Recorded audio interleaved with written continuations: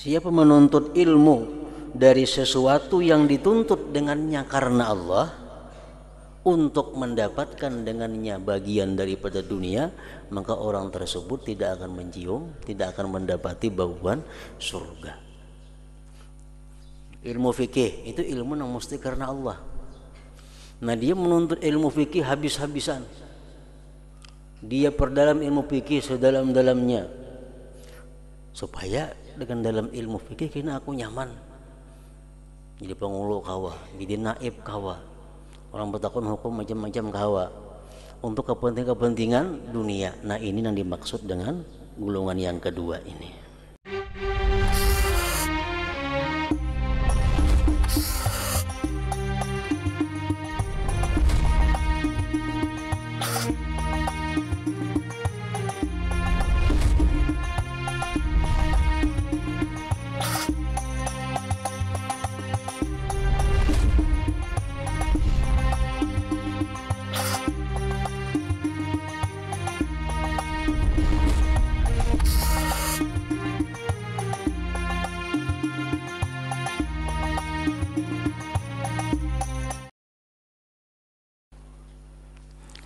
Bismillahirrahmanirrahim. Alhamdulillahirabbil alamin wassalatu wassalamu ala asyrafil anbiya wal mursalin sayyidina maulana Muhammadin wa ala alihi wa ashabihi ajmain. Qala al-musannif al-imam Abu Hamid Muhammad bin Muhammad al-Ghazali rahimahullah wa nafa'ana bi ulumi. Dan ketahuilah bahwasanya manusia di dalam menuntut ilmu ini terbahagi kepada 3 keadaan.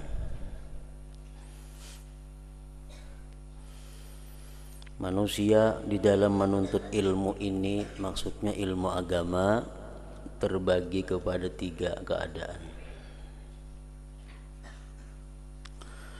Pertama, orang yang mencari ilmu untuk menjadikannya sebagai bekalan ke negeri akhirat. Mencari ilmu untuk menjadikannya sebagai sangu bekal ke negeri akhirat. Maka ia tidak berniat dengan mencari ilmu kecuali hanya mendapat keridhaan Allah dan negeri akhirat. Maka orang ini termasuk di dalam golongan orang yang beruntung. Golongan inilah golongan yang mereka menuntut ilmu, setiap kali perjalanannya dimintakan ampun dosa-dosanya oleh para malaikat, oleh seluruh makhluk hidup yang ada di muka bumi ini. Mereka itulah orang-orang yang andai kata dia mati dalam menuntut ilmu, maka matinya sebagai salah seorang syuhada, yaitu orang-orang yang mencari ilmu hanya tujuannya untuk mendapatkan keridhaan Allah dan negeri akhirat.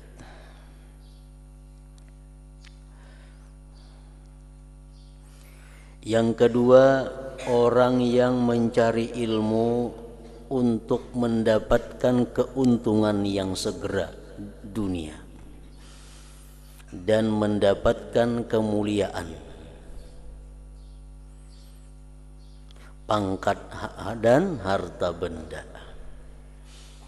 Ini menuntut ilmu agama dengan tujuannya adalah supaya dapat keuntungan dunia, supaya dimuliakan oleh orang, supaya dapat pangkat kedudukan, supaya mendapat harta dan benda. Nah, ini orang golongan yang kedua ini ialah orang yang dikatakan oleh Rasulullah sallallahu alaihi wasallam, "Man talabal ilma mimma yubtagha bihi wajhullah liyusiba bihi 'aradan minad dunya lam yajid arfal jannah." Itu ia orangnya, bahwa siapa yang menuntut ilmu yang semestinya dituntut dengan ilmu itu karena Allah. Ilmu yang mesti dituntut karena Allah, sedangkan dia karena dunia.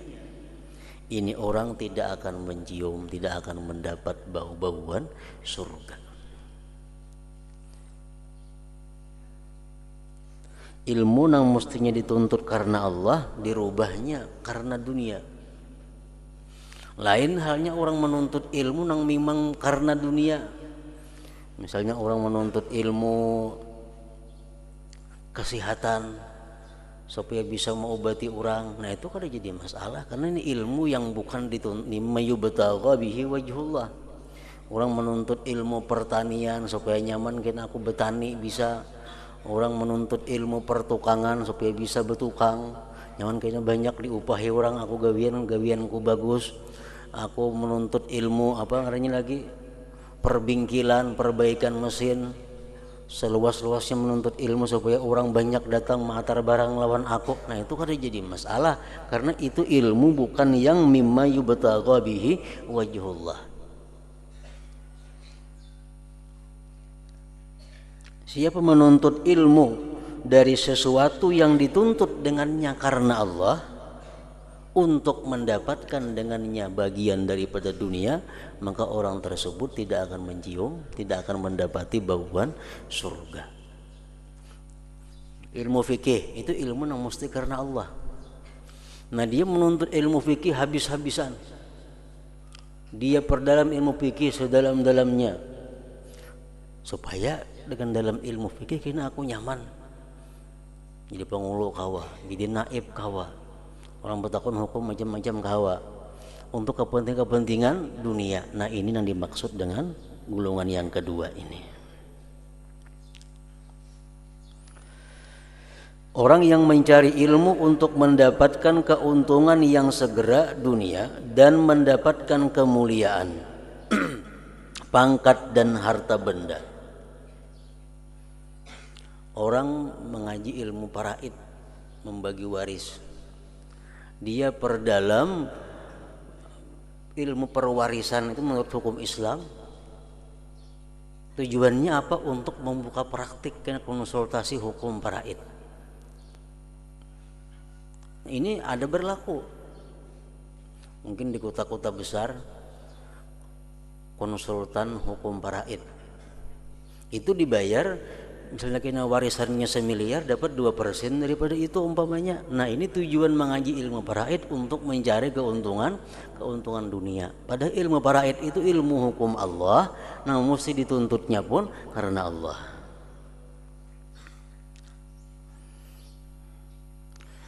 Sedangkan ia sendiri menyadari hal ini dan merasakan di dalam hatinya akan kejahatan keadaan yang sedang dialaminya dan kehinaan maksudnya. Inya menuntut ilmu karena dunia. Inya sadar aku ini salah, aku ini luput menuntut ilmunya karena dunia. Tapi kadang-kala menghentikan itu, terus saja tujuannya macam itu. Tapi niatnya dalam hatinya tahu bahwa inya ini luput, inya ini salah. Nah maka orang ini adalah berada di dalam golongan yang berbahaya. Jikalau ia mati sebelum sempat bertobat, maka dibimbangi ia akan mati dalam keadaan su'ul khatimah. Kemudian urusannya terserahlah kepada kehendak Allah, kalau mau dimaafkan atau disiksa. Tetapi kalau ia mendapat taufik sebelum matinya, lalu ia bertobat dan sempat mengamalkan ilmu yang telah dituntutnya, dan sempat pula membuat pembetulan terhadap apa yang tercedera dan tercuai, yang tertinggalkan, maka bolehlah ia dikumpulkannya bersama golongan yang beruntung, karena orang yang bertobat daripada dosanya sama seperti orang yang tidak berdosa. Orang menuntut ilmu agama tapi tujuan bukan untuk meninggikan agama. Ya ini. Tuntut ilmu agama tujuan bukan untuk meninggikan agama. tapi untuk kepentingan pribadi. Ini orang salah. Inya pun merasa bahwa dia salah. Nah, kalau orang ini terus-menerus demikian, mati belum tobat, dikhawatirkan matinya kada baik. Nah, kalau ingin dapat taufik dari Allah, dapat hidayah, kalau dia tobat sebenar-benar tobat, dia akan kembali termasuk kepada golongan orang-orang yang beruntung tadi. Karena orang yang tobat daripada dosa sama halnya dengan orang yang tidak berdosa, sama.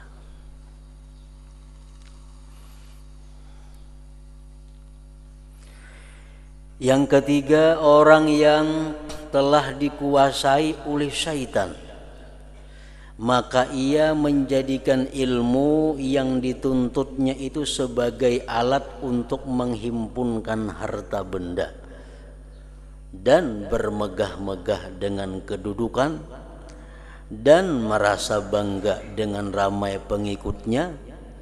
Ia menggunakan ilmu yang dituntutnya itu untuk mencapai segala hajatnya dan untuk mengaut keuntungan dunia.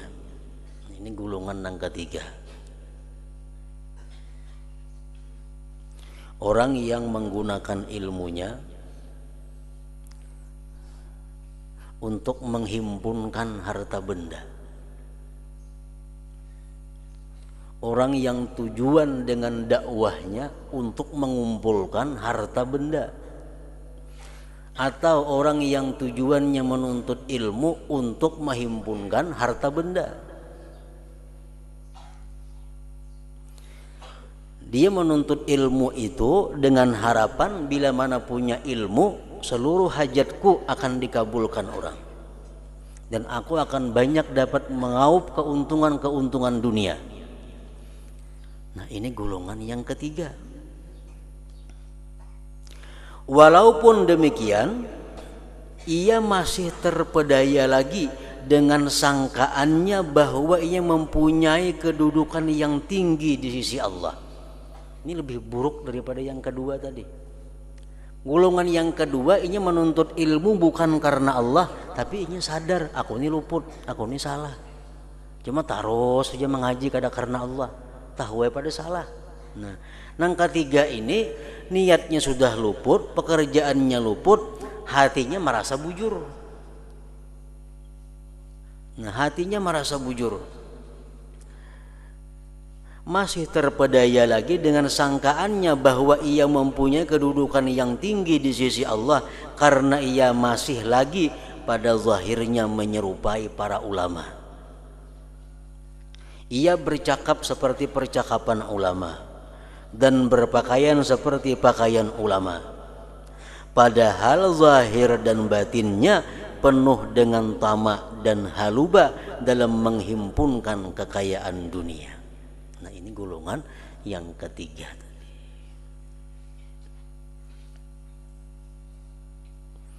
Orang yang seperti ini termasuk dalam golongan orang yang binasa.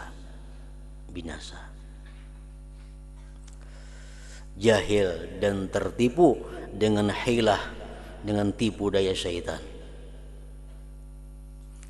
dan sangat tipis harapan untuk ia bertobat kepada Allah karena ia telah menyangka bahwa dirinya termasuk di dalam golongan orang yang baik. Nah, ini orang berat untuk dibaiki, ini orang berat untuk bisa diluruskan karena sesuatu yang salah dalam perilakunya dianggapnya dia masih punya kedudukan tinggi di sisi Allah, dia masih punya kedudukan yang mulia di sisi Allah, padahal salah. Ini bukannya kekasih Allah, tetapi adalah musuh-musuhnya Allah Subhanahu wa ta'ala. Seperti apa yang dikatakan oleh Ka'ab radhiyallahu anhu. Ka'ab menceritakan tentang keadaan orang-orang yang berilmu di akhir zaman. Yakunu fi akhir zaman ulama. Di akhir zaman itu nantinya ada ulama-ulama. Mereka alim. Yuzahidunan nasa fid dunya wala yazhadun. Mereka ulama-ulama di akhir zaman itu menyuruh manusia untuk zuhud, agar benci kepada dunia, agar jangan mengumpulkan dunia. Tapi mereka sendiri ulama itu tidak melakukan zuhud. Nah, mereka ingin bahwa orang-orang meninggalkan dunia supaya ingat seorang saja ampunnya dunia.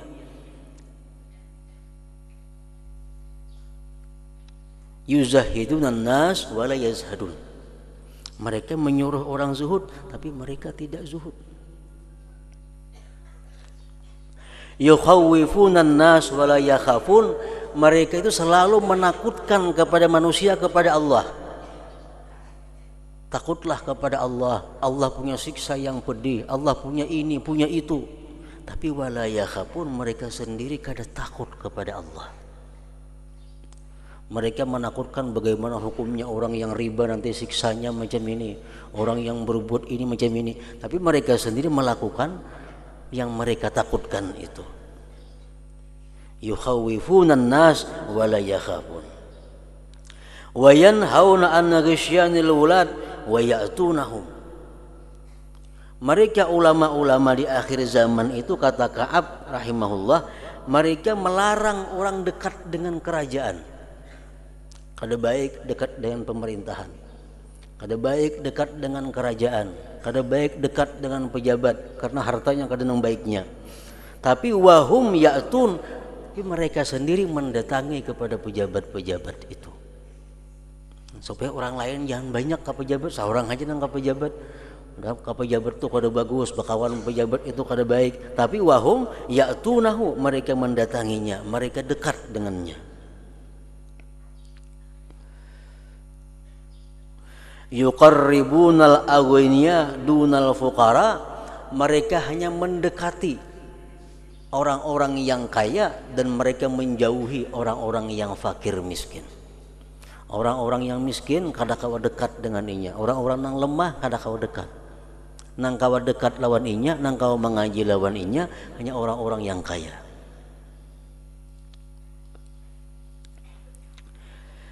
Yataghayaruna 'alal ilmi kama tataghayarun nisa 'alal rijal.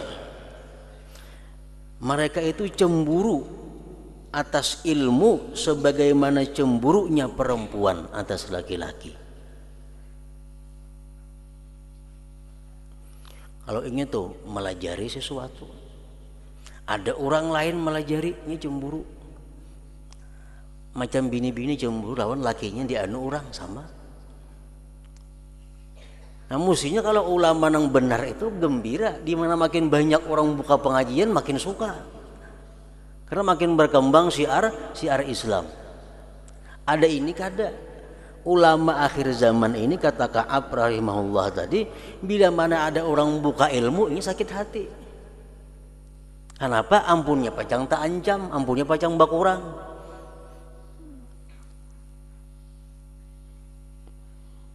Yaghdabu ahaduhum ala jalisihi idza jalasa ghairah. Dia akan marah kalau ada muridnya itu mengaji ke orang lain. Yaghdabu ahaduhum ala jalisihi idza jalasa ghairahu. Dia marah kalau muridnya mengaji ke lain. Ini ulama akhir zaman. Kan mengaji ke lain ku sumpahi kada kuridai lagi. Mestinya makin murid makin banyak guru makin bagus, makin banyak ilmu pengetahuan nang didapatnya. Ini kada murid mengaji ke lain disumpahi kada diridai. Dia marah kalau muridnya menuntut ilmu ke orang lain.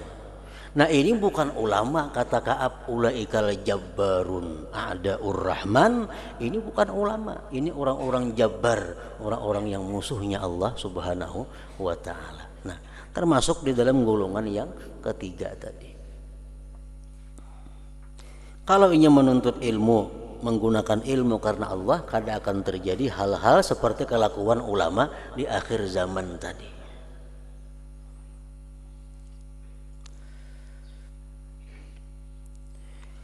Jahil dan tertipu dengan hilah syaitan, dan sangat tipis harapan untuk bertobat kepada Allah karena ia telah menyangka bahwa dirinya termasuk di dalam golongan orang yang baik.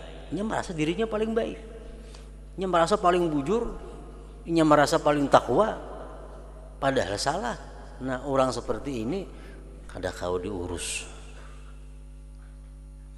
padahal ia telah lupa akan firman Allah Ta'ala, ya ayyuhalladzina amanu lima taquluna ma la taf'alun. Maksudnya dia lupa akan firman Allah ini, wahai orang-orang yang beriman, kenapa kamu memperkatakan barang yang tidak kamu amalkan? Kenapa kamu menyuruh orang sesuatu yang kamu belum mengamalkannya? Dan orang seperti ini sebenarnya termasuk di dalam golongan yang dimaksudkan oleh Rasulullah sallallahu alaihi wasallam dalam sabdanya, ana min ghairid dajjal akhwafu alaikum minad dajjal. Faqila wa ma huwa ya Rasulullah? Faqala ulama usul. Artinya, ujar Nabi kita, selain daripada dajjal ada satu perkara yang sangat aku bimbangkan, khawatirkan, aku takutkan lebih daripada dajjal. Lalu ada orang yang bertanya, apakah itu wahai Rasulullah? Nabi sallallahu alaihi wasallam menjawab, mereka ialah ulama usu. Ulama usu, ulama yakni ulama yang jahat. Ulama yang jahat.